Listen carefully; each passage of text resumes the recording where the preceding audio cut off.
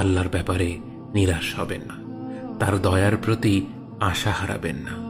যখন কোনো বান্দার জন্য দুনিয়া সংকীর্ণ হয়ে আসে, বিশেষ করে যখন আপনাকে মানুষ পরিত্যাগ করে, এবং বিশেষ করে এমন কেউ যার উপর আপনি আস্থা রাখতেন কিন্তু সে আপনাকে নিরাশ করেছে, আপনি আল্লাহর পরে তার উপরে আশা রাখতেন অথচ সে আপনাকে লাঞ্ছিত করেছে, সেই সময় জেনে রাখবেন যে আল্লাহ চাচ্ছেন আপনি তার শরণাপন্ন হন।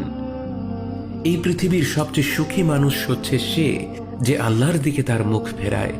এই পৃথিবীর সবচেয়ে সুখী মানুষ সে যে আল্লাহর কাছে তার হৃদয় সমর্পণ করে। যখন মানুষের দেয়া ব্যথায় আপনি দিশেহারা হয়ে যান, তখন মনে রাখবেন যে আপনার একজন মালিক রয়েছে যিনি আপনাকে কখনোই নিরাশ করবেন না। আপনার একজন রব রয়েছেন যিনি সকল অভিযোগ শোনেন, যিনি সবচেয়ে লুকায়িত গোপন বিষয়গুলো জানেন এবং শোনেন।